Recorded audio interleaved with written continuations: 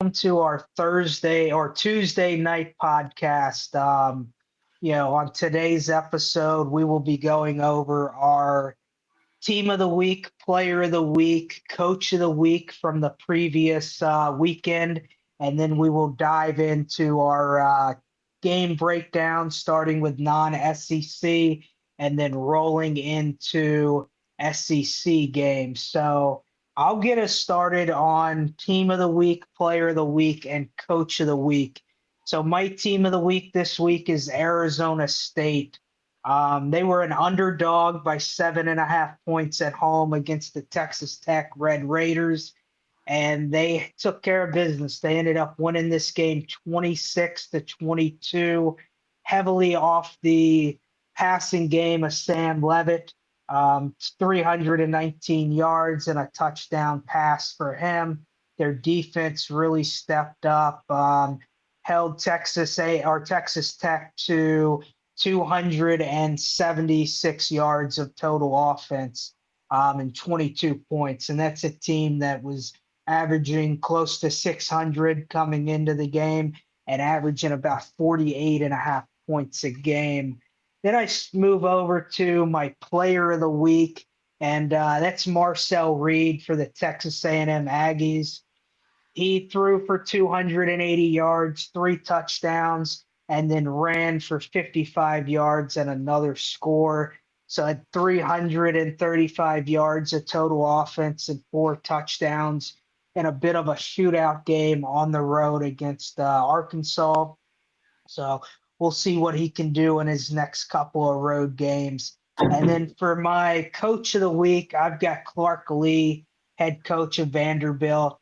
First time they've been a favorite against a ranked team in since like the 1950s, and they took care of business against LSU at home. Big win for them, big game for Diego Pavia and the tight ends over there at Vanderbilt. So that's my team of the week, player of the week, and coach of the week. Who do you have, Kevin? Yeah, so team of the week, I'm going to go with the Georgia Tech Yellow Jackets as they won a road game against Duke. Put them in a very good spot in the ACC. They have 4 games left. They'll be favored in all 4 games that they have left. They do have a road game against NC State in a couple weeks. They host Syracuse this weekend, and then they host Pitt November 15th, and that could be a tough game. So, but they're in a position that they could go undefeated in through the ACC.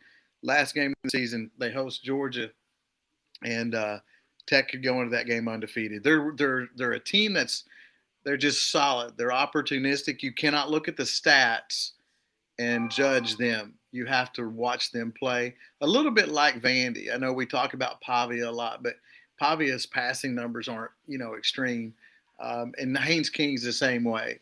And so what you can pencil Haynes King in for is he's going to throw for about 200 every game, and he's going to run for about 100 every game, and he's going to get a lot of first downs. Very similar to how Pavia plays. And the Georgia Tech doesn't turn the ball over, and they don't have a lot of penalties, and they're very opportunistic. They did return a fumble for a touchdown in that Duke game, and so just a really, really well coached football team, very similar to Vanderbilt, and undefeated. So that's my team of the week.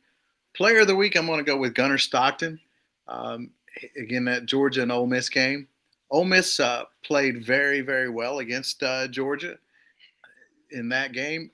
So if you take both teams, the first 11 drives resulted in points. The first 6 by Georgia, they had a couple field goals. Ole Miss, her first 5 drives were touchdowns. So, and they were ahead 35-26 at one time. And so, with the way Ole Miss was playing offensively, Stockton had to step up and play well on offense and really have a great offensive game, and he did. He totaled about 350 yards total, 289 passing. The key point in this is he averaged 9.3 yards an attempt.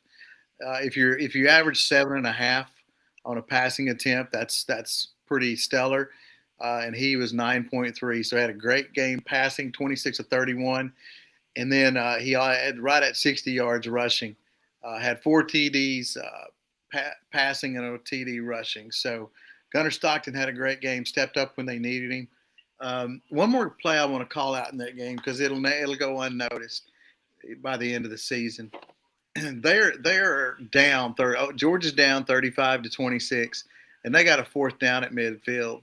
And Josh McCray was hit right around the line of scrimmage. Fought, stayed on his feet, slid out to the right, pushed forward, and got that first down.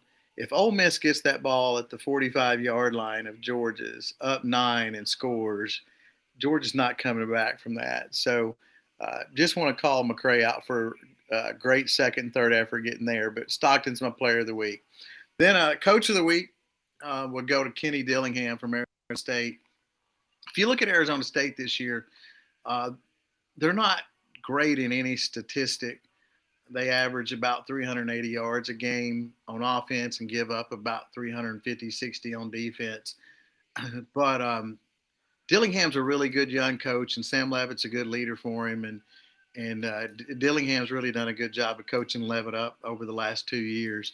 But they played Texas Tech. Very few people gave them a chance to win that game. And they were ahead and really controlled the game into the fourth quarter. And Tech had a couple special teams plays and went ahead 22-19. And then with clock running down inside 6 minutes, Levitt got the ball and Dillingham, and he's an old offensive coordinator, not an old offense, but that's what he did before being head coach. But he calls the plays there a lot, and they put a good drive together and beat a Tech team that is probably a lot more talented than Arizona State. But Dillingham did a great job coaching them up, and they got the win. So that's my three. Sweets, what do you got this week for those categories? All right. Since I'm out in Salt Lake City, Utah, moving me and my lovely bride, moving my mom across country, I'm gonna go ahead and take a Utah lean to it. My team of the week is the BYU Cougars. They beat the University of Utah 24-21 in Provo this weekend to remain undefeated at 7-0.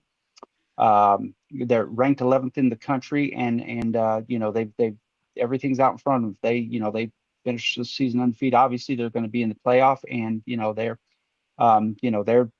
just as good as anybody in that conference right now. My player of the week is Bear Bachmeier. Freshman quarterback Bear Bachmeier went 13 for 22 with 166 yards, 1 touchdown, no interceptions.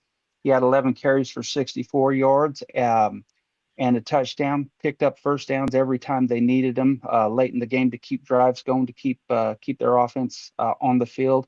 And he's just done an outstanding job for the Cougars this season. So since the player of the week and the team of the week at BYU, I'm going coach of the week, Kalani Sitake. Kalani is up and coming. He's even on some short lists for some of the open jobs in NCAA right now. So BYU's got it going right now. I don't know if they will get to the playoff. Texas Tech is there waiting on them. It's the Big 12 is not the toughest conference, but it's there are a lot of teams that are still in it there, and a lot of upsets that can happen, a lot of spoilers there. So those are my three. What do we jump to next, DMAC? Yeah, we've got a couple questions that we'll go ahead and answer. The first one is, what are our thoughts on Saban, what Saban had to say about Penn State firing Franklin? I think this is from College Game Day. Saban wasn't a fan of how it happened. I gave my thoughts last week about how, I don't like the firing either. With Kurt Signetti was the name that was tossed around early. He's now not a guy you're going to get. So really, where does Penn State turn here? Kevin, you got any thoughts on that? Yeah, one thing that Saban said that I really thought about after he said it and have to agree with him is the fact that Franklin was held to the expectations that he basically created at Penn State. Because when he took that job, Bob O'Brien did a good job of stabilizing the program, and they had some 7-5 and 8-4. So he got them after all the probation penalties and stuff they went on. O'Brien kept them from going in the ditch and the gutter. But getting them back to a level where they were winning 10, 11 games, competing in big games against ranked teams, Franklin is the one that did that. So, Saban basically said, you created the expectations and they held you to those expectations. And he didn't really feel like that was fair in the middle of the season, especially when you look at the last few years where they had won 11 or 12 games. And I tend to agree with that. I do. Look, again, if a program wants to make a change, I can understand some of that stuff. But, I think there's a lot to be said for keeping your team. If you're winning 10, 11 games a year and you're close, you're like right there on the edge, you're just a player away.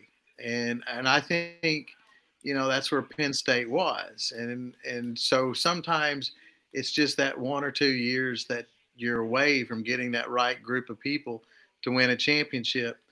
I think Saban kind of has distorted college football expectations. He won if you count the one at LSU, 7 national championships, but 6 at Bama. So I think some fan bases think that their team is going to win multiple national championships. That you can just go out and recreate that. Well, if Saban was still coaching today, it wouldn't be the same. There's more parity with NIL in college football. I mean, we're seeing it. You look at the SEC, the average margin is less than 10 points a game, across the SEC. So you're going to have, most coaches are fortunate if they win 1, maybe 2 national championships. Urban Meyer, I think he won 3. Dabble's won a couple. Kirby's won a couple. It's just not the norm to go out and win a national championship. So to me, you want your team competing every year. That helps your recruiting, that keeps your fan base into it. And you land that one special talent that gets you over the hump. And I think that's where Franklin was. So I tend to agree with Saban. I think that they probably jumped the gun on that. Sweet, your thoughts? Yeah, I agree. The timing was a little peculiar. And we had spoke about it offline. Maybe he pissed off the wrong set of boosters or somebody in the administration or a combination of the two. There was something obviously there more than just the football aspect of it that got him ousted in the middle of the year. So the timing of it was a little screwy for me. But also, listen, if you're, if you decide that, that you're going to part ways, I guess Penn State figured, we know we're done with him, so let's not carry this out any further. So it's kind of a, catch-22 for me. But yeah, those are my thoughts on it. Where we going now, Kev? Well, we got one more question. This is going to be an interesting. Who do y'all think? Yeah, who do y'all think should replace Brian Kelly? So this is in the hypothetical world that there is a change made at LSU. I'm gonna let you two go first, and then I'll give a third coaching option. Sweets, we're gonna get started with you. Who do you think should replace Brian Kelly if there's a change made? Yeah, I've thought about it. There are a variety of coaches I'd like to see. First of all, I'd like to go younger. Somebody who's got the energy, who's a go-getter. I'd be happy with a Dillingham. I'd be happy. I like Jeff Brom a lot. He's middle-aged like myself, but so he's not a young man. But he wins games. He wins big games. And thanks, Kev. I am still young. Thank you. He wins big games, as he did Friday night in Miami. He's got a track record, so he'd be one that I'd kick the tires on as well. A few others I'm thinking about, but I haven't thought about it enough because it's a pipe dream for me. So I don't think it's going to happen anytime soon. What are your thoughts on it, Kev? Yeah, so I got a couple here, but let me say I like your Brom, thought. We've talked about it, and we both like Brom. And one thing Brom gets credit for being a good offensive coach because he was an OC, but his Louisville team's got a really strong defense this year. So he coaches both sides of the ball. He wins big games. I think we were texting the other night. He's 4-0 against top 10 teams at Louisville. And again, he won games at Purdue. So the guy's proven. And you put him at a big school, I think he only gets better. So I'm going to go, D-Mac, I'll let you go with the one we talked about the other day. So I'm going to go with 2 names. So I will say this. I want the guy that's hungry to win a national championship. So to me, does that mean you go out and hire the coach that's you're going to pay 10, 11 million for? I'm not sure that because that's really hard for any person to stay hungry on. I don't mind if a coach makes 10 or 11 million. Let me be clear when I say that. I just want them to work their way into that. Start them off 7, 8 million. So that may rule out some of them. So my coach, if you were going to pay that, would be Marcus Freeman. I really think, and he's still hungry. He's obviously hadn't won a national championship. Very young. I've always been impressed with him when he was even the DC at Cincinnati, and people said that was Fickell's defense. Well, not taking anything away from Fickell, but I think since we've seen Freeman as a head coach, I think we can safely say that was his defense at Cincinnati too. He's a great defensive coach, but I also think he's very organized, very smart guy, and does a good job and understands he has to have a good offense to be successful because he made a change between his first and second year at Notre Dame because he wanted a different style offense, brought in Mike Denbrock back there, and again, he's just both sides of the ball play well. Special teams plays well, so that's enough there about him. Now that's my pipe dream. Then I will go with the next guy that I think would be that young and up and coming guy that you can pay $7 million or so for now, and then as he wins and continues, he can make more. And I'll go back to Kenny Dillingham at Arizona State. You know, you look at a guy when they're an assistant coming up, and who they coached under, and you know he coached under guys like Lanning, Cristobal. He's coached under Malzahn, so he knows the game. He's highly thought of, and then he goes from that to a head coaching position, takes a job at Arizona State. Yes, it's his alma mater, but that program was really down, and last year took them to the Big 12 championship. Played Texas in the playoffs, and you know it was a one-score game. And he can coach physical in the running game like he did last year with Scadaboo, and then he also can develop a quarterback like he has with Sam Levitt. And his teams play physical and they play hard. And that's another thing that I would say. All these coaches that we're talking about, they all like physical football, and I think you've got to make that an element. Number one is that a coach is willing to coach a physical football style because you're not going to win a national championship unless you can play between the trenches. So I would go those two. D-Mac, you may not go with who I'm thinking of. I know we talked about it the other night, but if you do go with that guy, I really like him too. But I like all the guys we've mentioned. Go ahead. So I'm going to mention an LSU kind of pipe dream, a personal pipe dream, and then a realistic candidate. So LSU's pipe dream, I think, is Lane Kiffin. You know, he's probably going to be in that 12-5 range in the next contract that he signs, whether that's at Ole Miss for a ton of money or he pursues Florida and LSU, a school like that. So I don't think he's a serious candidate for the Tigers if a change is made. Now, personal pipe dream, I'm going an NFL offensive coordinator with this one, and that's going to be Todd Monken. You look at Georgia, the 2 championships they won, Todd Monken was calling that offense. He took over a disastrous program at Southern Miss where they went 0-12. His third year and final year there led him to a 9-5 season. So he would be my personal pick. Now, a realistic coach, I'm going to go with the SMU coach, Rhett Lashlee. I think he's a really up and coming coach. Got SMU to the college football playoff last year. Right now, he's still got them sitting in contention to make a conference championship game in the ACC. So he would be an option outside of the ones that you guys mentioned that I'm a fan of.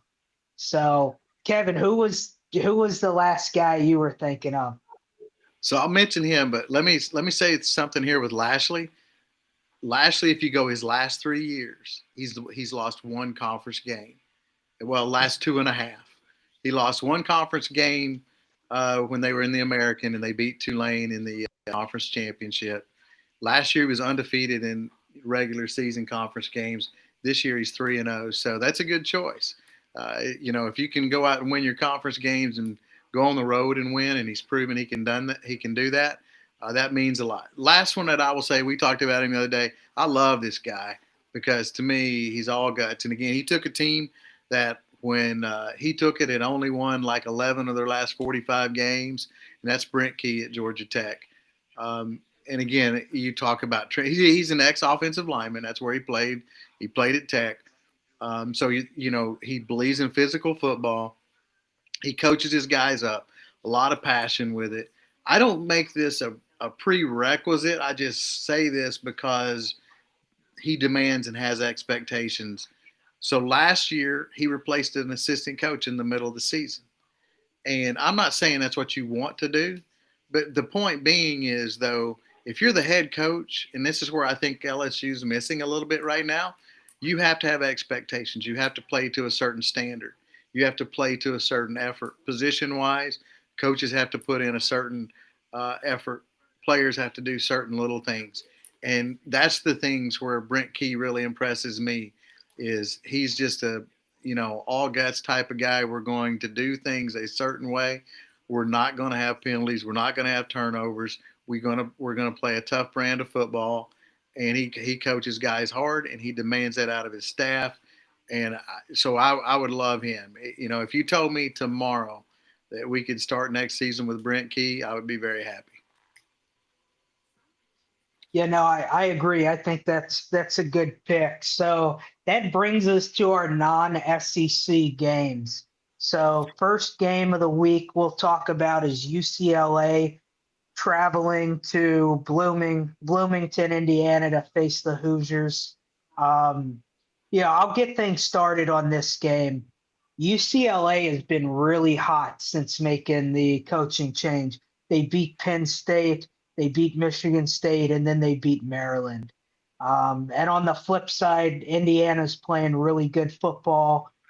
Just signed a huge extension with their head coach, Curt Cignetti, makes him the third highest paid football coach in all of college football, and really starts on the offensive side of the ball for them. They're averaging just a hair shy of 500 yards a game, running for 226.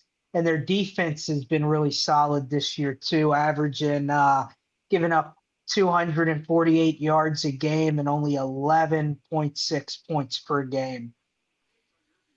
So they've got some really good things rolling on offense as well. Then you look over at UCLA.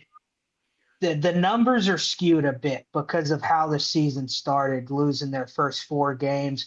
But they're running the ball for 171 yards a game, which I think is closer to about 220, 225 since the coaching change was made.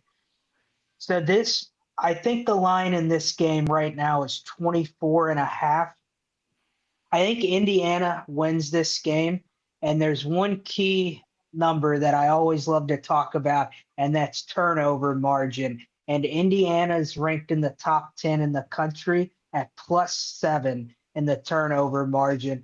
I think that's a big key for them to not only win this game, but continue to keep their streak alive. So I'm going to go, I don't think this game covers, though. I'm going to go Indiana 41, UCLA 24. So what's that? A 17-point win for for Indiana there. Sweets, what do you think of this game? I know I didn't really talk players. No worries. You covered what you need to cover, buddy. Listen, Indiana, you talked about their offense, but they're 7th nationally in total defense, giving up 248.7 yards a game, 6th in scoring defense at 15.6, and number 9 overall in defensive stop rate. So it isn't just offense that's getting stuff done in Bloomington, it's the defense as well. Nico's got things going in UCLA as well as little Neuheisel. So good for him. He looks like a 12-year-old out there on the sideline coaching that team, but I'm here for it because he's doing a great job. I think Indiana wins the game. I just think that they're just too much for UCLA. They're too talented, and they're on a roll there at home. And I think Cignetti's got them really rolling. I'm gonna take Indiana 49, UCLA 24. I'm not sure what you said. I can't remember what you said the line was, but I'm gonna go 49-24 Indiana. What do you got, Kev? Yeah, so man, I would love to think that UCLA could make this one interesting, and they have played so much better, totally different team since the coaching change, and it's just kind of hard to believe what kind of change it's been because they were losing to bad teams, lost to New Mexico State, and then all of a sudden now they're 3-0. Look, Indiana's though they're playing a physical team on both sides of the ball, very very well coached team. I think Indiana wins this game, but I think UCLA will compete and make it interesting for a half. And I give me 37-20, Indiana to win. But I think UCLA is going to continue to show life and improvement. I would love to see this game get into the fourth quarter close, though. Don't think it can happen. So that brings us to our next game, which is going to be Illinois at Washington. Kevin, what do you have on this one? Yeah. So again, this is two teams that are both 5-2 when you look at them, and similar in a stance that solid defensive teams, good offense, really depend on their quarterbacks. When you look at Washington, they're averaging 437 yards a game. Damon Williams has been very good. He's got 1837 from a yardage standpoint, 72% completion rate. He's been a huge part of their offense. And then you have Jamal Coleman, who leads the team in rushing with 568. And so, they're solid. This is a home game for them, and they're a 4.5-point favorite. And then you flip over to the Illinois side. Over the years, Bielema's had a really good running team. But this Illinois team is all really pretty much quarterback centered with Luke Altmaier. Again, he's also completing 72% of his passes and about 1,300 yards passing. So he's been really good. And so they're going to depend on him to move the ball. I really think this is going to be a close game.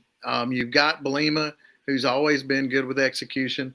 And then you have Fish, who's the Washington coach that was at Arizona before, and he's done well. And he's kind of an up-and-coming guy, too, that might end up in some mentions for coaching positions. Again, both these defenses are kind of similar. Illinois is giving up 371. Washington a little better than that, though, 332 yards. And Washington's defense only gives up 234 passing. So I think they'll contain Altmaier. They won't shut him down totally. And Washington's only given up 20 points a game, where Illinois is giving up 25. Some of that's skewed, though, because Indiana popped 66 on them. So, but I think Washington will win this game in a close game, right around that spread margin. But I would probably say Washington to cover. Give me Washington 31-23. What you think, D-Mac? Yeah, so I really like the Washington offense in this game. They're converting about 53% of the time on third down, which puts them in the top 15 in the nation. Illinois is 119th in third down defense. So I think that's an area of the game that that Washington can be really successful in. So I'm going to go Washington 38, Illinois 24 in this one. I think they're going to cover this spread pretty easily. Who do you have, Sweets?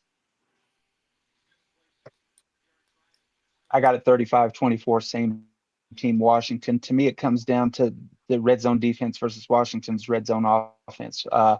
Illinois' red zone defense they give up, they're 113th in the country. 91.7% of the time a team gets in the red zone, they're going to score points against them. And that's just awful. And I think that turns out to be the difference in the game. Plus, we've talked about it before. It didn't work with Indiana and Oregon, but more often than not, when a team travels from the East or the Midwest back to the West Coast and playing a game like that time difference really messes with you a little bit differently. So I think that's going to be a factor too. So put me down for Washington 35-24.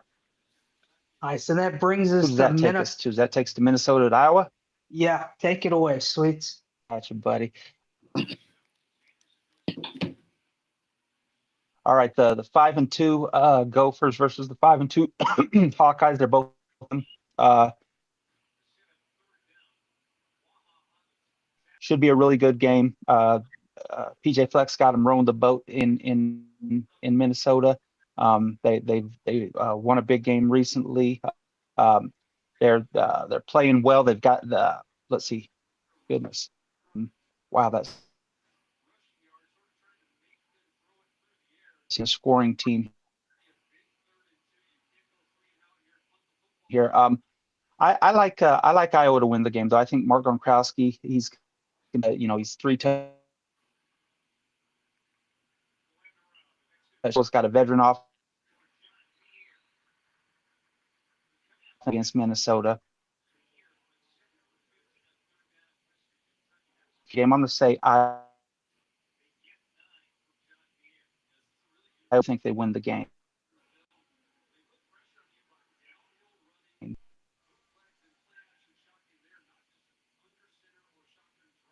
All right, Kevin, what do you have on Minnesota, Iowa?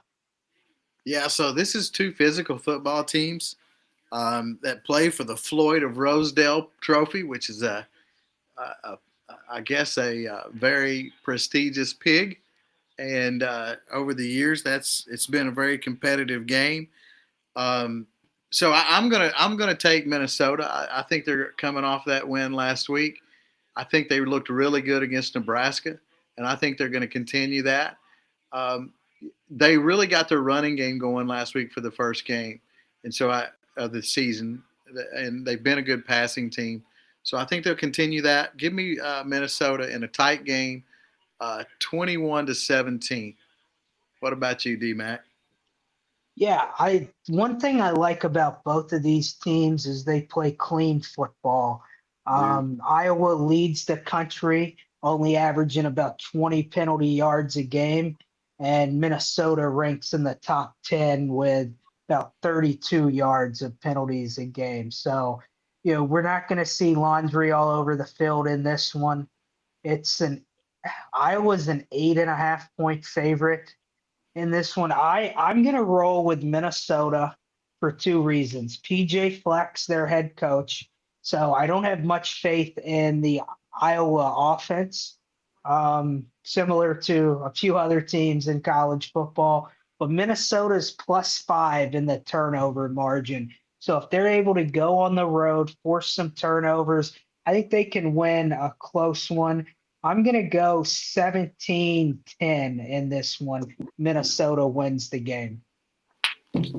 So that brings us over to probably the best non-power conference game of the week. You've got USF traveling to Memphis, and what's going to be possibly the American team that gets into the college football playoff out of this one. What do you have on it, Kevin? Yeah, so this is probably my favorite game of the weekend. I've been a big South Florida fan for the whole year, and going on the road to Memphis is going to be a tough game for them. This is a game they got to win if they're going to make the college football playoffs. And it's two good, well-coached teams. Alex Golesh and Ryan Silverwhite at Memphis, they're two really well-coached teams. South Florida's offense, 476 yards a game that they're putting up, averaging 41 points a game. They're very balanced, 260 yards passing, 215 yards rushing. Byron Brown, dual threat guy. He's what their offense is centered on. He'll throw the ball and then he runs the ball well. So I really think, I think a lot of South Florida. On the other side, Memphis has been very good at home, and they're a pretty good defensive team. They only give up 335 yards a game, top 40 in the country. Brennan Lewis is the quarterback, and he's been solid, and they upset Arkansas at home, and they were behind, 17 in that game and had to come back to beat Arkansas. So you can't count them out, and playing in Memphis is going to be very tough. Again, Memphis has only given up 18.3 points a game. it's against that South Florida team. And South Florida is a solid defense, too. They give up 375 and 23 points a game. So, but, again, you got to make a call, I guess, here at some point in a game. And I'm going to take South Florida. I've been riding with them all year, so I'm not going to fade on them now. So give me South Florida in a very competitive game, and they're going to win this game 31-27 and propel themselves to the clear front runner to be that non-power 4 playoff team. What you got, Sweets? I I was just thinking, I got South Florida winning the game 31-27.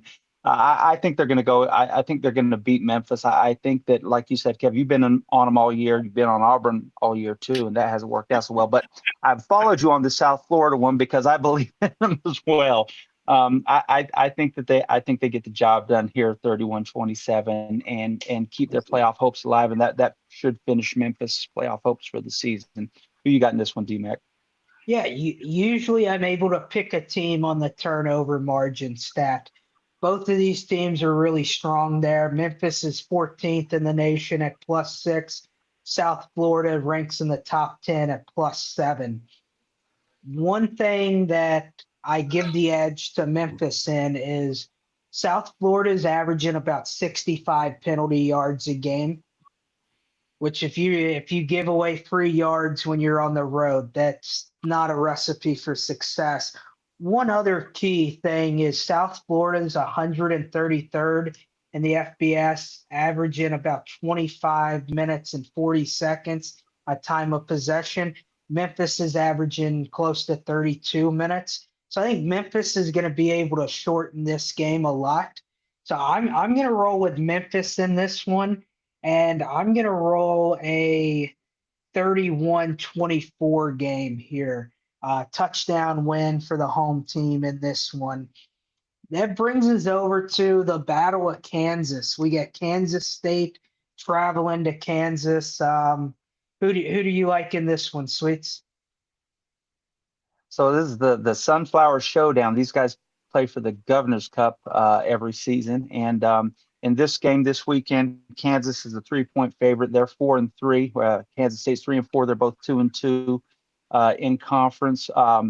Kansas is led by, pardon me, quarterback Jalen Daniels, who's thrown for 1,752 yards, along with 18 touchdowns and 2 interceptions. Very impressive. They're led by wide receiver Emmanuel Henderson at 530 yards through the air with 4 touchdowns, and linebacker Trey Lathan has 49 total tackles on the year with 1.5 sacks and 1 pick. Kansas State, on the other hand, is led by receiver Jace Brown with 417 receiving yards and 3 touchdowns, and quarterback Avery Johnson, who's got 1,561 yards through the air with 13 touchdowns and 3 rushing touchdowns. This is going to be a really close game. There's no love lost between these two teams, and on these interstate rivals, they hate each other. At the end of the day, though, I think that Kansas State gets it done on this one. I think Kansas State wins straight up, and I'm going to take them 27-24. I just think that Avery Johnson is just going to give Kansas too many nightmares with his legs there. What are your thoughts on this, Kev?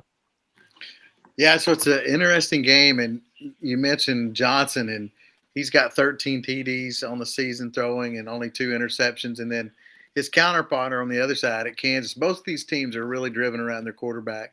So you got Jalen Daniels at Kansas, who's got 18 TDs passing on the season and only 2 interceptions, and completing a high percentage rate. And so really built around that. Both teams run the ball, and their quarterbacks are both running threats. I guess I'm going to say, when I look at both these teams, let me say this: Kansas State's been playing really well. They beat TCU convincingly at home 2 weeks ago. They got off to a tough start, but they're playing much better. So I like that pick.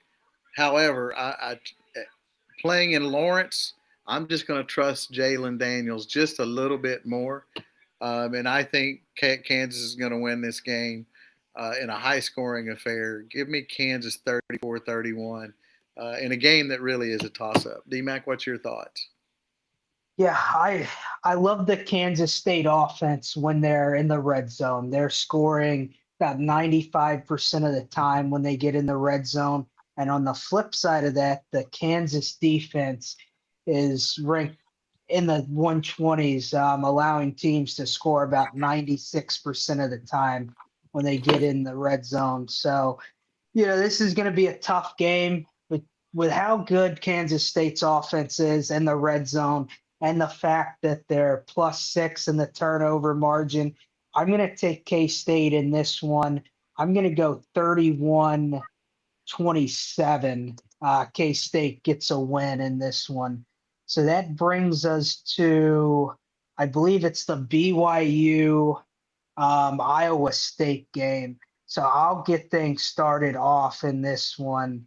BYU coming off a huge win against Utah last week. That was a late night Saturday game. So I think they're gonna have a little bit of a letdown game though against Iowa State. Yeah, they are a 2.5 point dog at on the road. So I don't know if I'd call it a letdown, but I think Iowa State's still got a little bit to play for, so they're gonna come out tough. I do like the Iowa State offense a lot, averaging 405 yards a game. Their defense is doing pretty well in the scoring defense category, only giving up 19 points a game. And I really like Rocco Beck. Hasn't thrown for a ton of yards, around 1,600, but he's completing the ball at about 68% on the year. And they're running the ball pretty well with Sama averaging about 6 yards a carry. Then you go over to the BYU offense. Bear Bachmeyer, I know that was your player of the week this week, Sweets. I've talked a lot about him this year. He was a guy who was kind of thrust into this starting position, and he's just ran with it as a young freshman. So Iowa State is coming off their loss to Colorado. So I think this is going to be a really good game for about 3.5 quarters. I would expect BYU, not after that Utah game, but I'd expect them, if I was just blindly looking at this game, to blow Iowa State out. I'm still going to roll with BYU to win this game, but I think it's going to be a lot closer than I would normally think. So I'm going to go 34 BYU, Iowa State 31 in a close game where BYU doesn't look great, but they do enough to get to 8-0. Who do you like in this one, Sweets?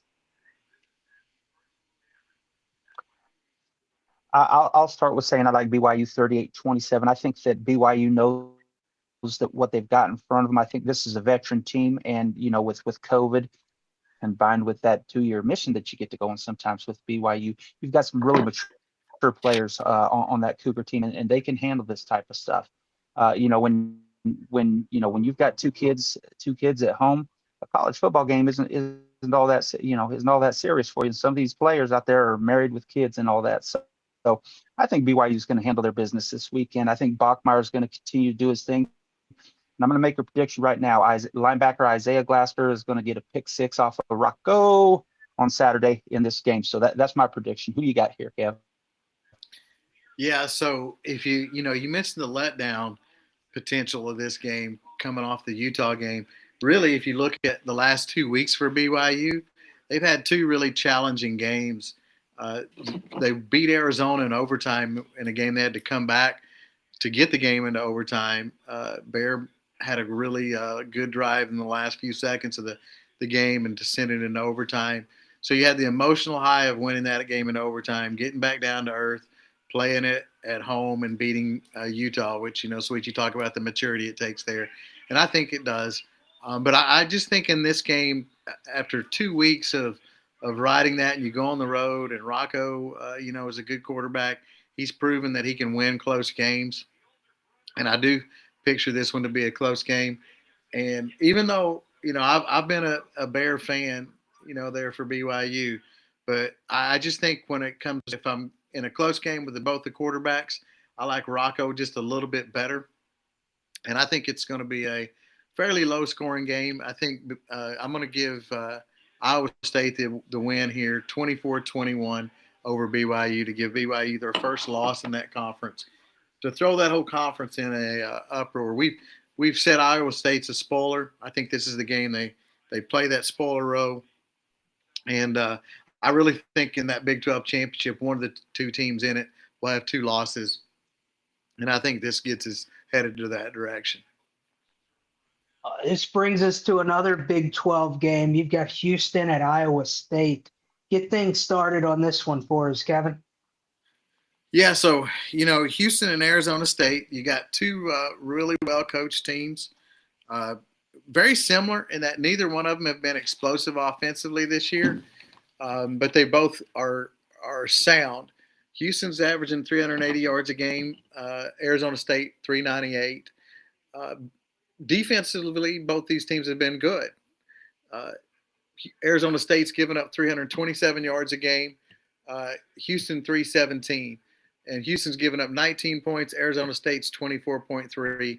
Arizona State scoring 26 a game, where Houston's scoring 29. So when you look at that margin there, Arizona State, even though they only have two losses, their margin of Houston's been a little bit better with a 10-point margin of victory. Both of them have quarterbacks that I would say are solid quarterbacks. Sam Levitt, I think, is a really good quarterback, and I think he has a chance to play at the next level.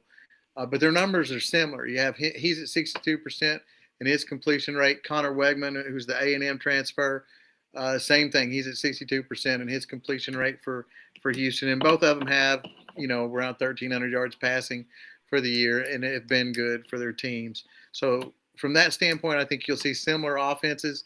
I just think Houston with a little better defense might eke this game out. I say that Arizona State, they did win that game last week, and I'm going to go Arizona State. Let me go Arizona State in this game. It's going to be a low-scoring game, 24-17 over Houston. What you think, Sweets?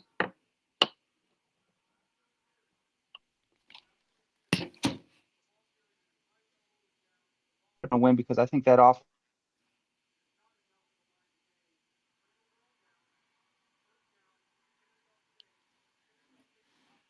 All right, I think we lost Sweets again. Maybe pop back. D-Mac, you want to roll with your thoughts on this game? Yeah, I'll take this game. So everything in my mind tells me to take Arizona State in this one. My key metric that I judge teams off of is turnover margin, and they're +6, which puts them in the top 15. But I think after that big win at home against Texas Tech, they're playing at home again, but I think they're going to come out a little sluggish. And I think Houston eventually does just enough to win this game. Even if Arizona State wins, I don't think they cover the 7.5. But I'm going to go 21-17. Houston edges out a win here. Looks like Sweets is back. We're back over to you on this one. Oh, Lord. Sorry, guys. I like Houston 27-24 here. And as I was trying to say before I got cut off by this lovely Wi-Fi out here, that I think their offensive line is going to be the difference in the game. I think they're going to have their way with Arizona State's defensive line.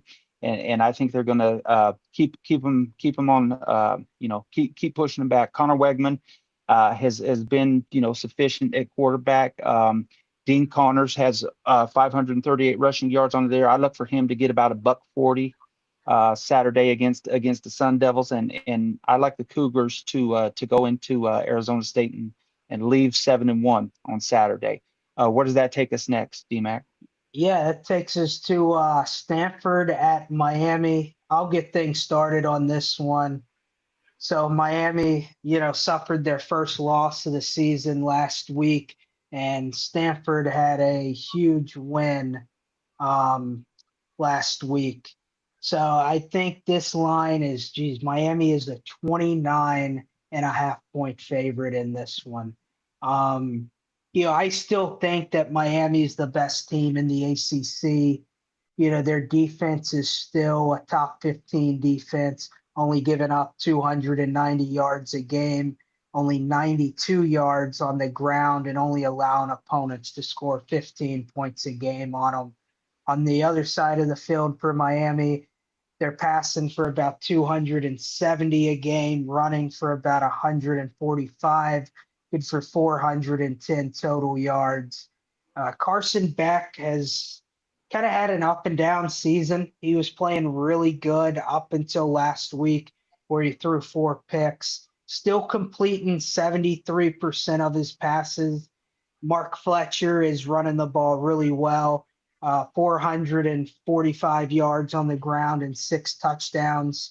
So he's averaging a little over 5 yards a carry in the ground game. And then Malachi Tony, the young wide receiver, has 510 yards on 38 catches and 3 touchdowns.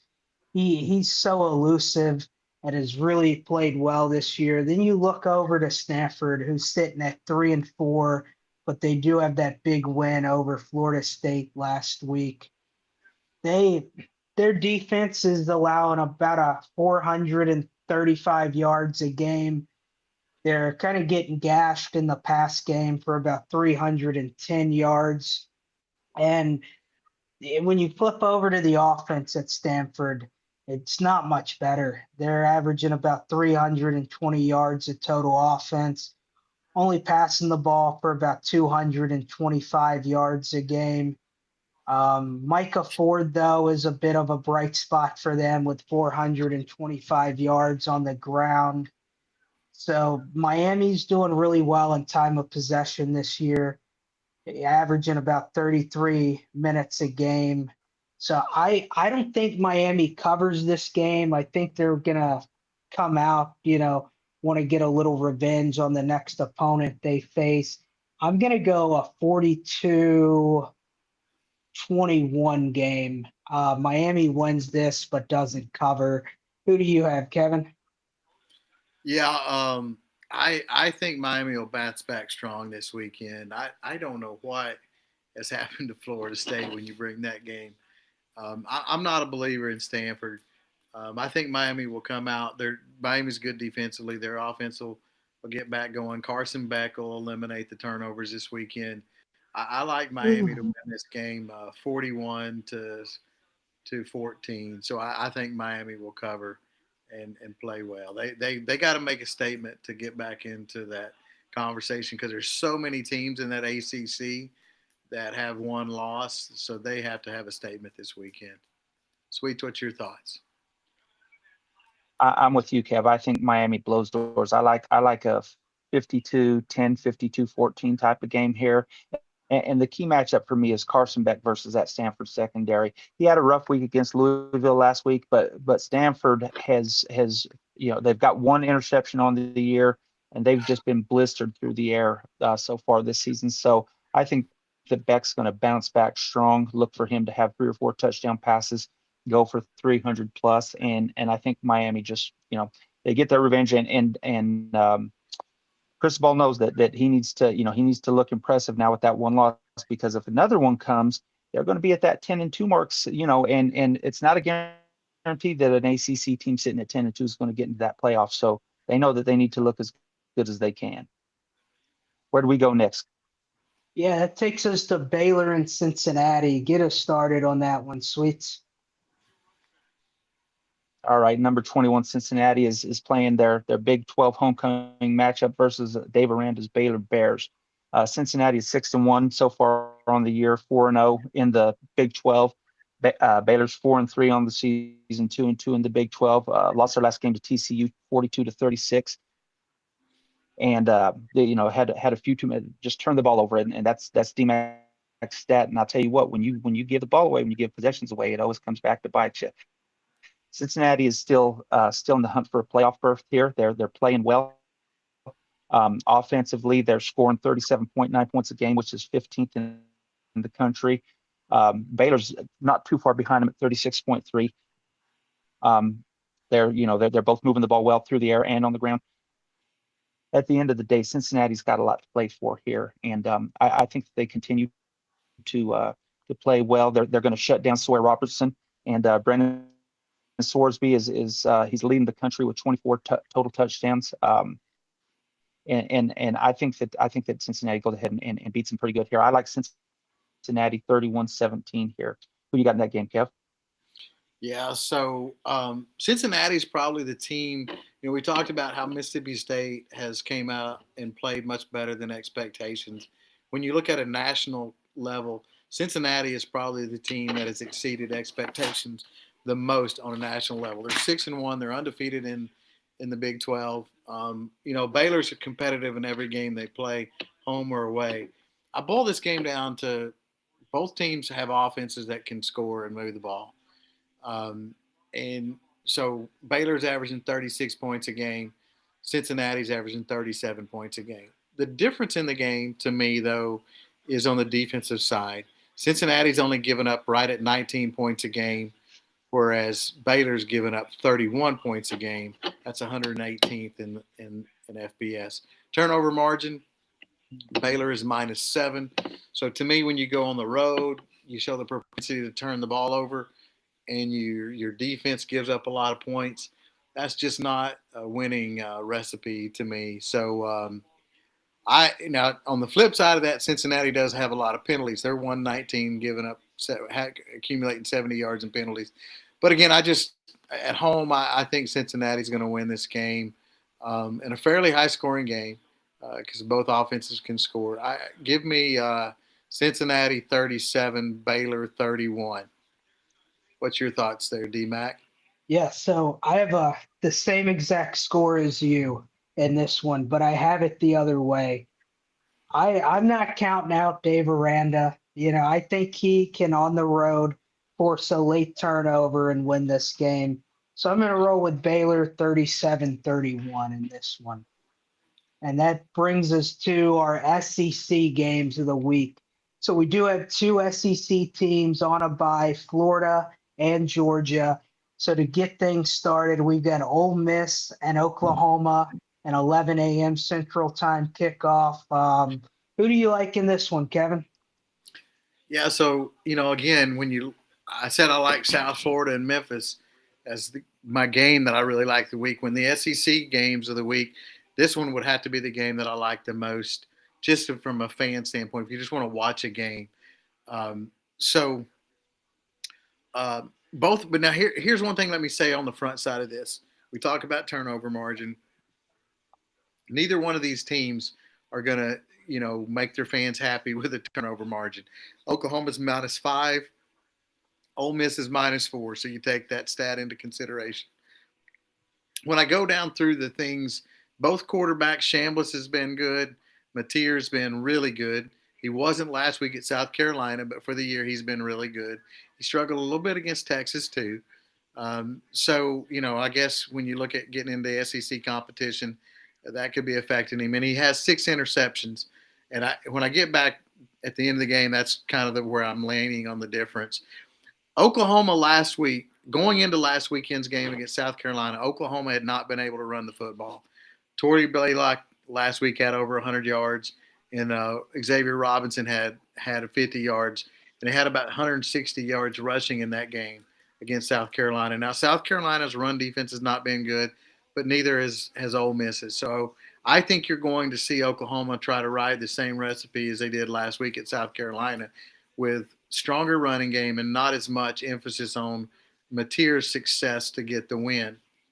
On the other side of this, though, man, you look at Ole Miss offensively, they are just so strong offensively.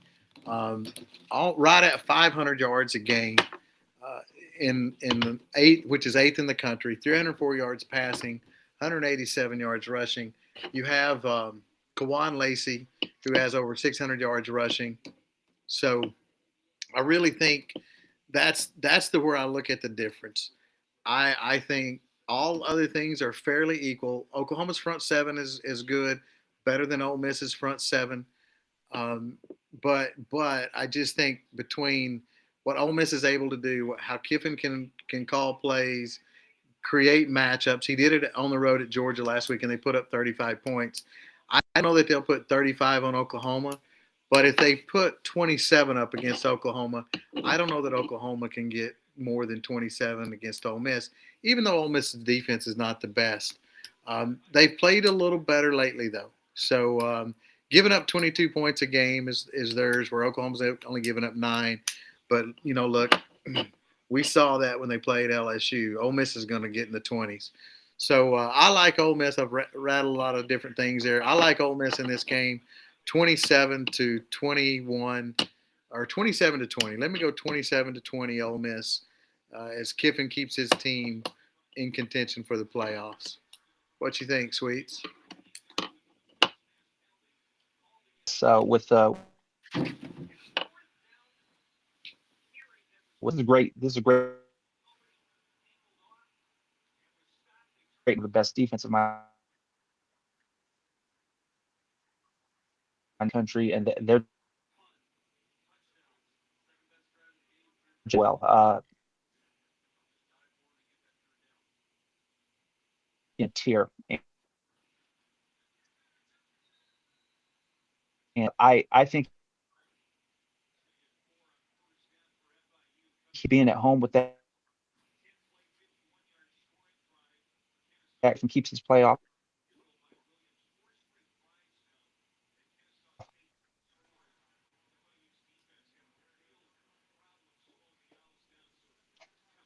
D-Mac, what's your thoughts?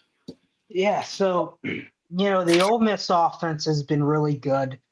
When they faced the LSU defense at home, they struggled and only put up 24 points.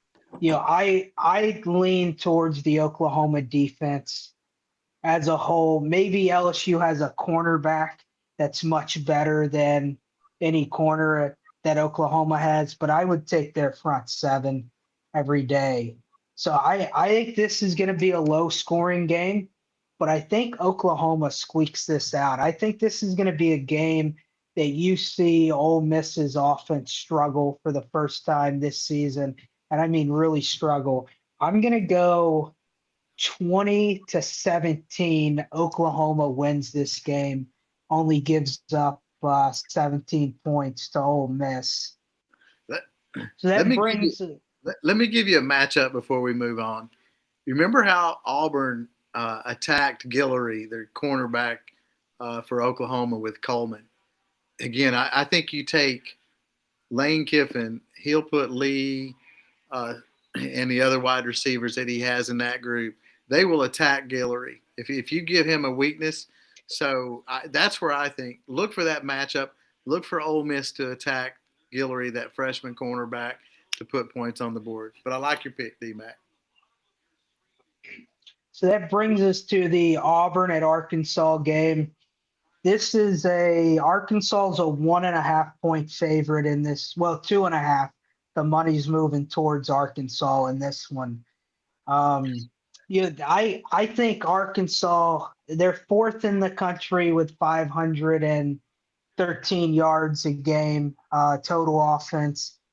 They're throwing the ball really well. They're running the ball really well on the offensive side of the field, led by Taylon Green, who's thrown for just under 2,000 yards and 17 touchdowns. Mike Washington, the running backs, got 670 yards on the season, averaging almost 7 yards a carry. And then Omega Blake is their best wide receiver with nearly 600 yards and 4 touchdowns. I think the matchup that I want to see the most is this Arkansas offense against this Auburn defense.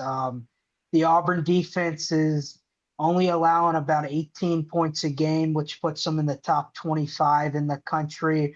They're only giving up 316 yards. So you've got a really high-powered offense going up against the defense that's been pretty good. Now, Auburn is a little vulnerable in the pass game. They're giving up 230 yards, which puts them ranked around 85th in the country.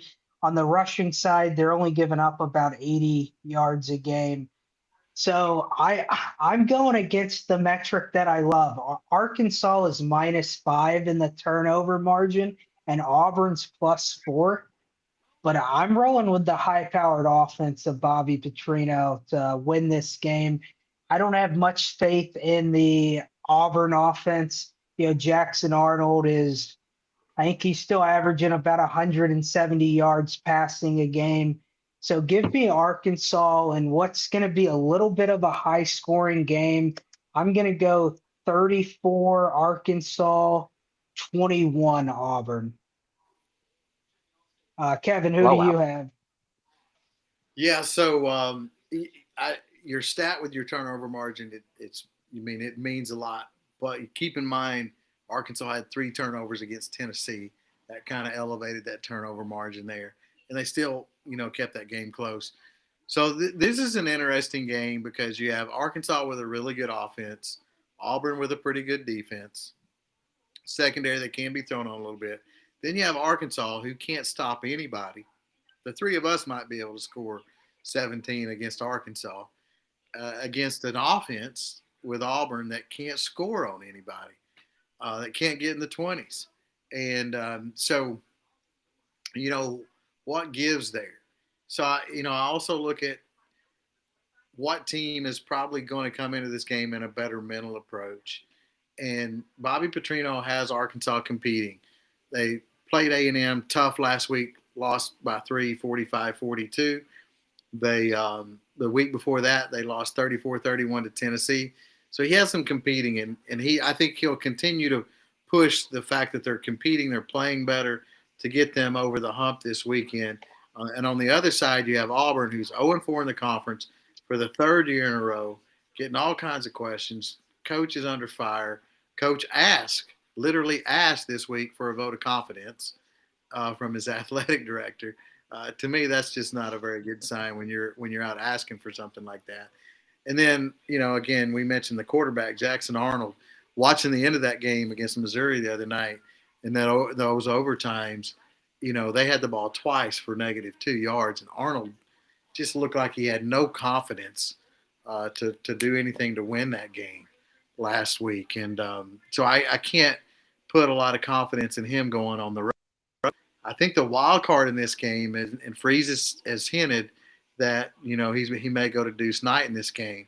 Now, is Deuce Knight ready, or is Freeze doing that because he's I got to say my job mode? And so I don't like the dynamics of Auburn at all in this game. I think Arkansas is in a much better mental state of mind in this game to win this. So I think Arkansas will win the game. Give me Arkansas 34, Auburn 24. Sweets, what's your thoughts? Yeah, I think Arkansas blows doors here. I got Arkansas 52-27 here. They've just scored out the wazoo since Petrino's taken over. Nobody's been able to stop them offensively. They're averaging almost 200 yards a game more than Auburn. Arnold looks like he forgot how to play the position. The kid just looks so uncomfortable out there. It's tough to watch. And this may be the final nail in the coffin of the good Reverend Hugh Freeze over on the Plains. I really think that Arkansas lays the wood to Arkansas this weekend. I think if you lose, this is the final nail. Yeah, so this takes us to Missouri at Sweets fighting Pavia's Vanderbilt. Sweets, get us started on this game. Look, 2-6-1 teams here fighting for their playoff lives in the SEC. This is going to be a great game. Number 15, Missouri travels to number 10 Vanderbilt. It's a 2:30 game. I think it's the game of the week, if I'm not mistaken. Game of the week at Vanderbilt. Who'd have thunk, huh? Anyway, again, both teams are 6-1. Vanderbilt has. What was that? It is game day. You're right. Yes, sir. Yes, sir. Mizzou's been hot lately, though. They're averaging over 45 points a game. Their last 4 contests, along with that stat, they're averaging over 600 yards a game in those last 4 contests too. So they've really got things cooking offensively. Clark Lee does at Missouri, but they don't have Diego Pavia. And Vanderbilt does, and as LSU found out this weekend, if Pavia gets loose, he's going to give you nightmares. And I think he gets loose a little bit against Mizzou. Mizzou's a disciplined team, and I think that they're going to, I think it's going to be a close game. I'm going to go ahead and take take Vanderbilt at home I'm going to take Vanderbilt 24-23. 1-point game win. Vanderbilt keeps their playoff hopes alive and keeps it rolling. What are your thoughts on this game, D-Mac? Yeah, both teams have high-powered offenses and kind of do the same thing. Missouri's really good at running the ball, running for about 245 yards a game. Vandy's running for about 215, and they're both passing for around the 240 mark. I know with some of the competition Missouri's played this year, their defensive numbers are skewed. Yeah, they're only giving up 239 yards a game, which puts them in the top 5.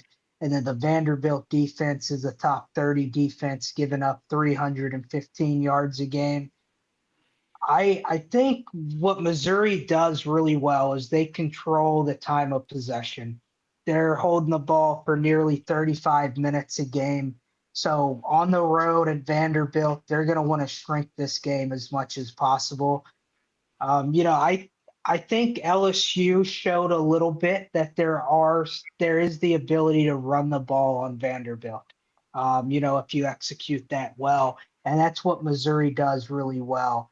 They've got Ahmad Hardy, who's ran for 840 yards and 11 touchdowns. Backup Jamal Roberts has been really good as well. So I think they're going to really try to pound the football against this Vanderbilt defense. And on the defensive side of the ball for Missouri, if they watched the LSU Vandy game last week, they at least know what not to do to contain Diego Pavia. So if they just do the opposite of that, I think Missouri can win this game. I do think it's going to be a close one, but give me Missouri in a 28-24 game on the road. And they shut down the Fighting Pavias this week. Kevin, what do you have? So both these teams are very similar on offense. They both like to run the ball and get things going with different formations with RPOs and that type of stuff. Get out on the edge. It's a lot of zone running type plays, and both love time of possession. You mentioned Missouri at 35 minutes. Vanderbilt does the same. Vanderbilt's opponents only average 9 possessions a game. That's from them having the ball so much. You're 100% correct that you can run on Vandy a little bit. LSU showed that. Alabama showed that. And then I like the aspect that you referenced that Missouri's, while they're really good defensive stat-wise, they've done that against, a really weak out-of-conference teams that they've played. That also being said, they have played 2 SEC teams, Bama, who moved the ball early on them really well, and then Missouri settled in and played well defensively in the second half. Only gave up 325 yards to Bama. So I think that shows that they can contain a team. And South Carolina had 300. Kind of hard to gauge South Carolina because they're not that good offensively either. The one stat that to me is the difference in this game, again, is if we go to that turnover margin piece. Missouri is -2 in the turnover margin. Vanderbilt's +4. And so this game, it's going to come down. Both these teams are going to have 8 or 9 possessions. That's all they're going to have because of the style that both teams play. So to me, it comes down to which team makes 1 or 2 mistakes with the ball. And I get to that point, and I trust Pavia more than I trust Pribula. I don't trust Pribula passing-wise yet. I felt like, last week they were very fortunate to win that game against Auburn. If Auburn does anything offensively, and Pribula struggled passing in that game also, just like he did against Bama. So I think Vanderbilt will scheme, defensively to try to make him pass the ball, because I think that's Missouri's weakness is him throwing the football. And I think the turnover margin will end up in Vandy's favor like it has for the year. Give me Vandy in this game and a game that'll be close and fun to watch. Fairly high scoring with 2 defenses, but again, give me Vandy 30, Missouri 24. Nice. That takes us to our next game. We're heading to Stark Vegas for this one. The Texas Longhorns traveling to play Mississippi State. Texas is coming off a really, really hard-fought win at Kentucky. Somehow they escaped that one with a 16-13 win. Texas is a 7.5 point favorite on the road against Mississippi State. Few things about the Texas team. They're 81st in the country on offense, 368 yards. They're passing for about 320, running for about 145, and they're only scoring 26 points a game. Their defense, though, has been pretty good, giving up 279 yards a game and only giving up 11.3 points per game. Then you flip over to Mississippi State, pretty good offense, 406 yards a game. They're running the ball really well for 178 yards a game, averaging about 32 points a game. And then on defense, they're giving up about 187 passing yards a game and 164 rush yards and giving up 20 points per game. This to me, both teams are really good in the turnover margin. Mississippi State's +5, Texas is +7. Texas did cause quite a few turnovers against Oklahoma a few weeks ago. To me, this game, kind of like the last one for you, Kevin, comes down to which quarterback I trust the most. And through, 8 weeks of a football season, if I had to roll the dice and pick one, I lean Blake Shapen here. If I trust him more to get it done. We saw how bad Texas was on the road from an offensive standpoint against Kentucky last week. Mississippi State's defense is a lot better there. So I'm going to roll Mississippi State getting a win in this one. I'm going to go 21-16 in this one. Mississippi State gets a win, their first SEC win of the season. They were an interception by a defensive lineman away last week from getting a win. So, Sweets, who do you have in this one? I'm going to take Texas. I don't think they're going to score a lot of points. They haven't all year, and I don't think they start at Mississippi State on Saturday. I'm going to take Texas 24-17 here. I think that Texas defense is enough to keep, and they may even get a score against Mississippi State's offense. One of the keys for me with Mississippi State and why I didn't predict them is Fluff Bothwell is probably not going to play in this game, and he's a stud. He's a workhorse. So they've got veteran Devon Booth who was the man for him last year that Bothwell beat out. But I like Texas to go into Stark Vegas and get a win here, 24-17. It doesn't look pretty, but they put one in the W column. What do you got here, Kev? Yeah, so turnover margin. Both these teams have done well in it. Texas +7, Mississippi State +5. I'm with you, D-Mac. I trust Shapen more than I trust Arch. Arch had a good game against Oklahoma, and they have a good defense on a neutral site in a moment. I also thought Sarkisian called probably his best game of the year in that Texas game. Really called a game that was built around a conservative passing game that let Arch build some momentum. I think when you look at Mississippi State, sometimes you go on the road and lose, but yet it builds momentum because of the way you played, and you take that loss and you build off of that. And I think that you're going to see them this week. They beat Arizona State. They lost a tough game at home against Tennessee by 3, and then they lost at Florida last week. If they don't throw that interception, they may kick a field goal and win that game. So I agree with those things. So I like Mississippi State in this game just because I think both offenses struggle at times. Texas because of their defense. Mississippi State offense because of Texas defense will have some moments where they struggle. Texas offense will struggle because of the quarterback play on the road. I think they'll contain Manning. So give me Mississippi State also. I'll ring the cowbell. Go to Stark Vegas. Stark Vegas is going to party on Saturday night because they're going to beat the Longhorns, and that's still going to mean a lot to them. Give me Mississippi State 23-16 over Texas. Love that. So that brings us to Alabama traveling to South Carolina. What do you like in this one, Kev? Yeah, so look, we could give a lot of stats in this game, and they're all going to be one-sided. From a yards per offense to turnover margin, Alabama's +9. South Carolina's defense gives up a lot of rushing yards too. I just this you got two teams with opposite trajectories.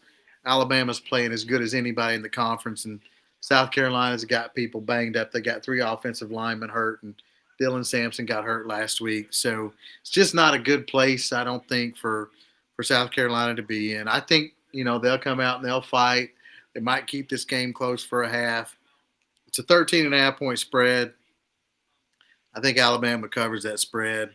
I think Alabama wins this game 31-13. I just don't think it's going to be that close. What's your thoughts, Sweets? I'm with you. I've got it Alabama 38, South Carolina 10. At the end of the day, so, Lenore Seller's been a big disappointment this season, along with Nussmeier and Arch. Those 3 stud quarterbacks that we all picked at the beginning of the year are all near the bottom of the SEC. So, at the end of the day here, Alabama has got things rolling. Kalen DeBoer has got these guys cooking. Ty Simpson's playing great. Ryan Williams, one of the best receivers in the country. On defense, Keon Sabb, is back and he's ready to go. I just think they're too much in every phase of the game for South Carolina. There's just South Carolina's going to offer no resistance here. What are your thoughts on this one, DMAC? Yeah, I think this is a game where the Alabama offense is going to really roll. Ty Simpson is in that Heisman conversation right now. Almost 2,000 yards passing, 18 touchdowns, 1 interception. Yeah, there's one name on this Alabama offense, though, that hasn't gotten involved nearly as much as he would like to, or the Alabama coaching staff would like him to, and that's Ryan Williams. 2 weeks ago, he had 1 target. He did end up recording 87 yards on 5 catches. I think you see him get involved a little bit more. I'm going to go a 45-13 win for the Crimson Tide in this one. I think they just kind of roll through this one. So this Don't brings us to don't forget the name Mike Shula, the offensive coordinator at South Carolina. We all know how that ended for him in Alabama, and he's bringing that same karma to South Carolina right now. But anyhow, go ahead. that brings us to the Tennessee at Kentucky game. Get us started on that one, Sweets. All right, Tennessee's coming in at 5-2. With a win, they become bowl eligible. They will get that win against Kentucky this weekend. I think that Josh Heupel, Tennessee still got an outside shot at the playoff here, sitting at 5-2. They're scoring 33.5 passing yards. They think here isn't to beat them. Keep their playoff hopes. Kentucky is just a 45-40 for 300 plus.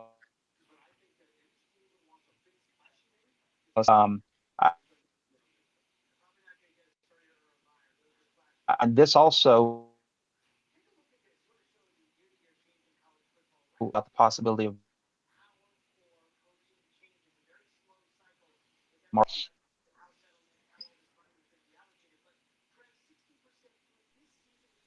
All right, Kevin, what do you think of this game? Yeah, look, Tennessee's got a high-powered offense. They've scored 34 points in every game, with the exception of last week in that Alabama game. They had that costly turnover at half. That if they score there, that game's a little different. I think Alabama still wins. I think we would have had a competitive second half without that turnover. And I just referenced that because that would have put them at 27 points. Look, I see I see Tennessee's offense going into Kentucky and scoring a lot of points, and I don't see Kentucky being able to keep up. Offensively, Kentucky's very challenged. There's still, I guess, Cutter Boley is their quarterback now. That's the way it seems, and he's showed a little bit of life.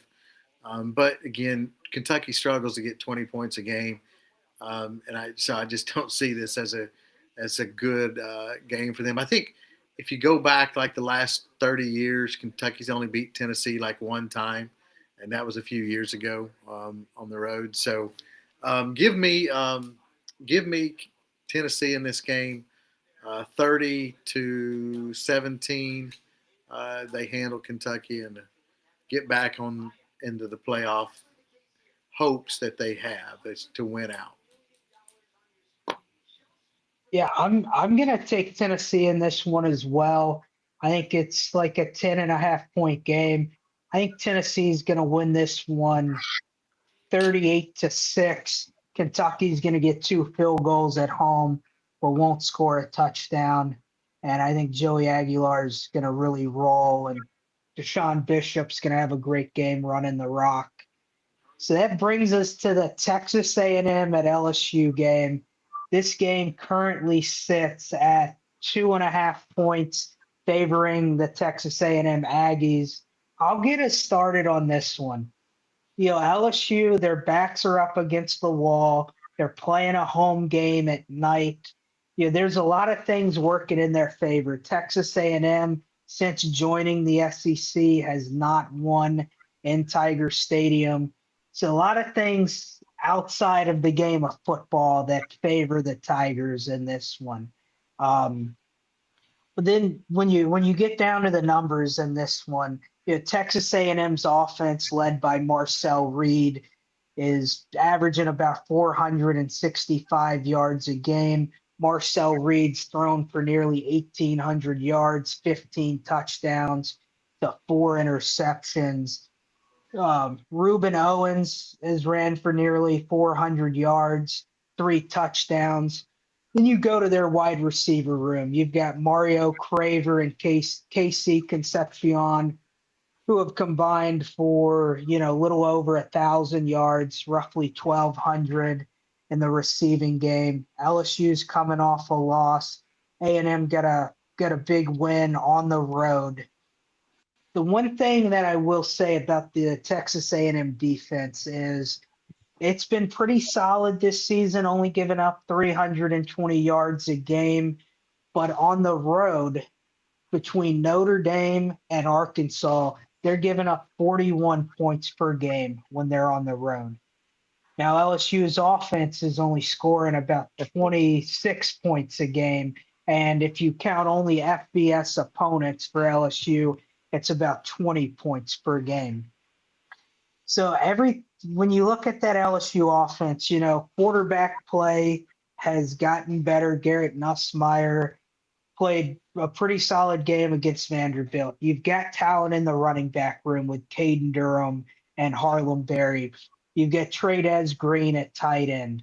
And you've got some talent in the wide receiver room with Aaron Anderson, Xavion Thomas, Varian Brown, Kyle Parker. But it all starts with offensive line. And that's where LSU's been horrendous this year. If you don't have good offensive line, doesn't matter how good of a play caller you have at the offensive coordinator position, nothing's going to work when you have poor offensive line play. That's where LSU is right now. So I'm going to lean the Aggies in this one. I think they're going to run a bit of a conservative offense, though. I think they're going to try to run the ball a lot more in this one and try to not make a mistake by turning the ball over. So if you look at that LSU Florida game in September, DJ Lagway threw 5 interceptions. Texas A&M is going to avoid that at all costs, try to really limit their passing game. So I think I'm going to roll Texas A&M. I'm going to go 28, LSU 17. Sweet. Who do you have in this one? I'll give my score prediction first. I think Texas A&M wins 38-17. I don't think that. Well, first of all, LSU struggles with dual threat quarterbacks. I mean, Pavia had his way with us, and he is nowhere near as athletic as Marcel Reed is, and I still have PTSD from what Reed did to us last year. So the biggest matchup uh, issue for LSU in this game is Texas A&M's defensive line is dominant, and our offensive line is horrible. I just don't see any way that we wake up this week and all of a sudden start being more effective in the run game and get better play calling and all that. I just don't, I just think it gets ugly. And I think that the calls for Kelly's job get a little louder. Not that that's going to change anything, but I do think that Texas A&M beat down this weekend will make it a lot more uncomfortable for that staff as the season progresses. What are your thoughts, Kev? Yeah, man, there's so many things you look at this game that don't favor LSU.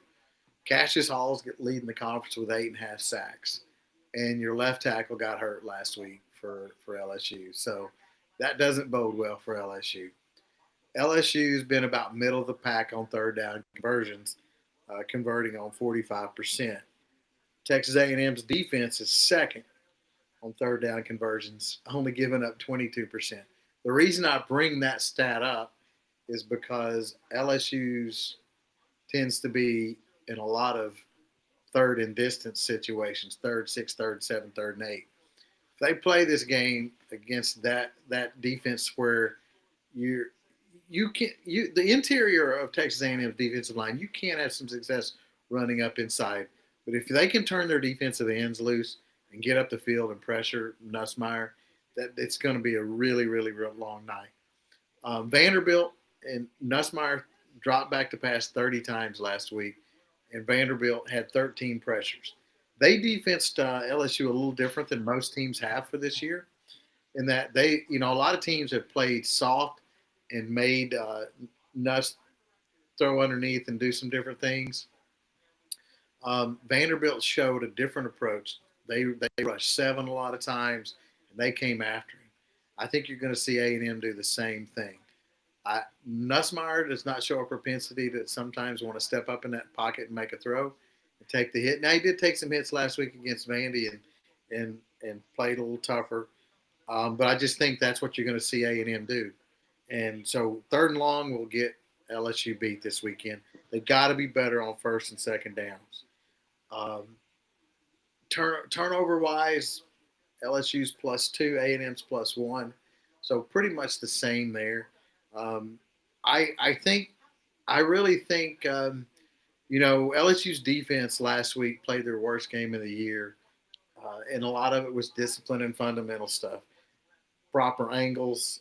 They took a lot of inside angles on Pavia and let him get outside. They didn't tackle well.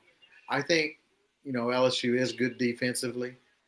They only gave up to 24 against Ole Miss, and it took Ole Miss 90-some plays to do that. So I think you'll see a lot of pride in that LSU defense, show this week. I do expect Weeks back, even though we've not heard anything definite on that. But I expect him back this week. I think you see Baker have them play with a lot more pride, and they'll contain A&M's offense. The matchup that I'm really looking forward to in this game, though, is Mansour-Delane against Concepcion. Mansour-Delane has been the best cornerback in college football. Concepcion is one of your best wide receivers in college football, and they're going to be matched against each other. And I'm going to the game, and I'm really looking forward to watching that matchup. Can Delane shut Concepcion out? If he does, then that's going to make it tough on A&M moving the football. All those things being said, a couple other factors here. Texas A&M has not won in Baton Rouge since they joined the SEC. And it's a night game. Kelly's only lost one game at night in Baton Rouge. That was last year at Alabama. So I think, I do think Death Valley will bring some magic this week. I think LSU will play with a lot of pride in this game. I think it'll be a very hard-fought game. I think their defense plays better, and I think they manage the games. I think you'll continue to see Kelly more involved in the offense. Offense showed strides last week at Vanderbilt, scored 5 of the 6 first possessions, and the only possession they didn't score on was when they missed a 52-yard field goal, or they would have scored on their first 6 possessions. So I think you'll continue to see that. Look, you can throw the ball on A&M. And A&M, like you mentioned, DMAC has given up some points on the road. So I think you'll see LSU attack A&M some effectively this week. And I just think that defense is going to pull a game out with a turnover or so late. I like LSU's secondary. I know I'm going to be the only one to pick this, but give me LSU 27, first time they score over 25. Give me LSU 27-24 over Texas A&M, and a Death Valley crowd game. It is sold out. Here's one other thing that's interesting coming up for this game. 70% chance of rain. It could be sloppy. So who's going to fight the hardest and manage those turnovers in what potentially could be a sloppy weather game? Nice. I wish you would have picked A&M with us, because in games that are within a 3-point line where we all pick the same team, the opposite happens. So, no, the LSU A&M will Every be a time. good game. So that wraps up our game breakdowns for the week. Sweets, any last thoughts before we wrap up? Just going to be another great week of college football. We're going to continue to separate the contenders from the pretenders. A few games we'll met that out this weekend. We hoping to see a little more fight out of the Bayou Bengals this weekend. Want to see some pride restored. Looking forward to some great games. Looking forward to the BYU game. I'm looking forward to seeing Miami's going to win the game, but I just want to see how they look against Stanford. I'm going to watch that one too. So. I'm just looking forward to the weekend and hope to see some great football. What do you got, Kev? Yeah, so, again, we're at that point of the season that every weekend you're going to see some teams get either knocked out of contention or take a blow. And so we got those games again this week. You got South Florida, Memphis fighting for that playoff spot. You got Vandy and Missouri. Who would have thought? Both those teams are fighting for that playoff spot. You've got LSU. I don't think they're going to get in the playoffs, but they're fighting for that playoff spot against A&M, who, if they were to win this game, puts themselves in a very good position for that playoff spot. So you've got a lot of those games that, play into that role. So it's going to be another great Saturday. I don't know if it's going to be as good as the last 2 weekends, but there's going to be enough games and there's going to be enough of that, playoff drama that it's going to be out there for teams that it'll be a fun, interesting Saturday. D-Mac, your thoughts? Yeah, I think what I'm looking forward to most this week, and I didn't touch on it in the preview of the LSU A&M game, but 2 really bright assistant coaches. You've got Colin Klein calling the offense for Texas A&M. You've got Blake Baker calling the defense for the LSU Tigers. So I think that's going to be a really interesting matchup to see, whether it's the defense making adjustments or maybe the offense for A&M making some adjustments at halftime. It's going to be interesting to see those 2 guys duel it out all night and see who comes up on top this week. And then I'm going to make a bold prediction in the Missouri game. Last week against LSU, Diego Pavia did the Heisman pose. I think Ahmad Hardy has a moment that puts him in contention for the Heisman. He's going to strike a Heisman pose up in Nashville this week. So those are my final thoughts. Thanks for everybody who tuned in this week and listened to us. We will be dropping our high school and our final picks podcast on Thursday. If you haven't already liked and subscribed and followed us on social media and YouTube, go ahead and do that now.